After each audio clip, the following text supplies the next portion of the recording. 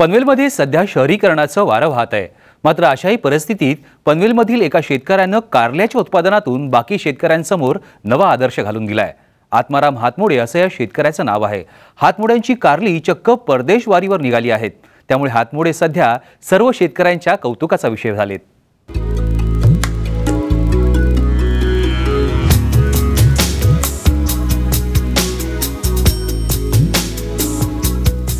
पनवेल तालुक्यातील गिरवले गावचे शेतकरी आत्माराम हातमोडे यांची 6 एकर शेती आहे। या 6 एकर जमिनीवर हातमोडे भाजीपाल्याचं उत्पादन घेतात। यातील 1 एकरावर त्यांनी कारल्याची लागवड केली आहे। त्यांच्या कारल्याला परदेशातूनही मागणी आल्यानं आपल्या मेहनतीचं चीज झाल्याचं समाधान त्यांना मिळतंय।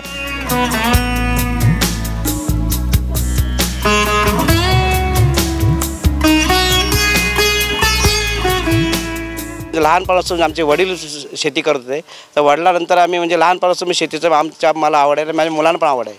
आणि कारलीचं शेती करण्यामागचं उद्दिष्ट असं का गेल्या वर्षी मी अर्धा एकरवरती कारली केली होती आणि त्याचंसुद्धा विक्रमी उत्पादन आलं होतं आणि ते कारलं गेल्या वर्षी एक्सपोर्टसाठी गेलं होतं। त्या दृष्टीने मी ह्या वर्षी 1 एकरवरती कारलं केलं आणि ते कारल्याप्रमाणे माझ्या जवळजवळ माझ्या अपेक्षित 1 टनापर म्हणजे 1 काढणी 1 टनावरती निघालं पाहिजे उत्पादन।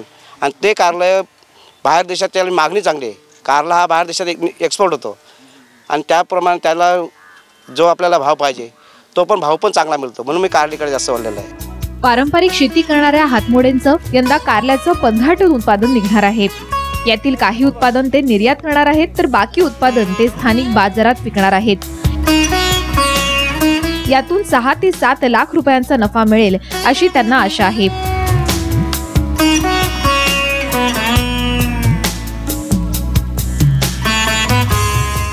1 एकरवरती मी जी शेती कारल्याची लागवड केलेली आहे याच्यापासून माझ्या अपेक्षा 5 ते 7 लाख रुपयाचं 7 लाखाचं इन्कम मिळाला पाहतं यावर्षी। पण ह्या वर्षी थोडंसं कारल्यावरती व्हायरसचं प्रमाण, कारण तालुक्यात जिल्ह्यामध्ये सगळी ओरड आहे का कारलीवरती व्हायरस आल्यामुळे बहुतेकांची पिकं गेलेली आहेत। त्यामुळे आज कारल्याचा तुटवडा आहे। त्यामुळे आज मला व्यापारी माझ्या पाठी लागतात का मला आज कारली दे, तू म्हणतो मला कारली दे। तर कारल्याला यावर्षी चांगलं उत्पादन आहे आणि मला 5 ते 7 लाखाचं उत्पन्न अपेक्षित होतं। आत्माराम हातमोडेंची कारली आज जरी लंडन वारीला निघाली असली तरी हे सहज शक्य झालं नाही। यासाठी हातमोडेंनी अपार मेहनत घेतली। कारल्याच्या उत्पादनासाठी त्यांनी पारंपरिक शेतीला आधुनिक तंत्राचीही जोड दिली।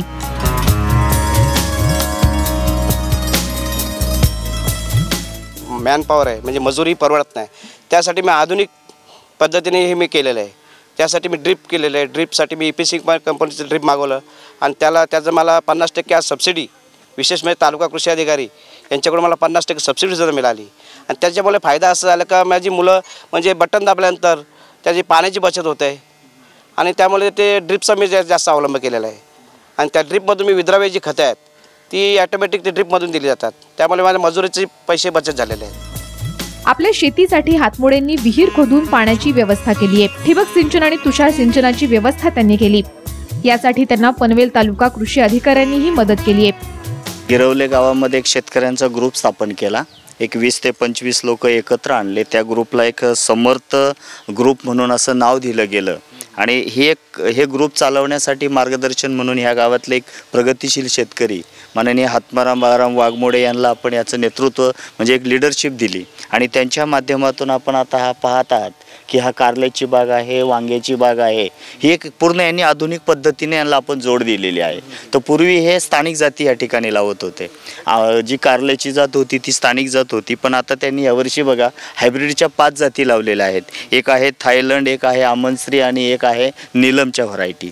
त्याच्यानंतर त्यांना याच्यामध्ये आपण पाण्याची बचत होण्यासाठी या तालुक्यामध्ये आपण ह्या जे केंद्र शासनाच्या आणि राज्य पुरस्कृत ज्या योजना ठिबकच्या राबवतो त्या ड्रिप जवळपास यांना आपण ड्रिपची ह्या वर्षी 32,000ची सबसिडी दिलेली आहे।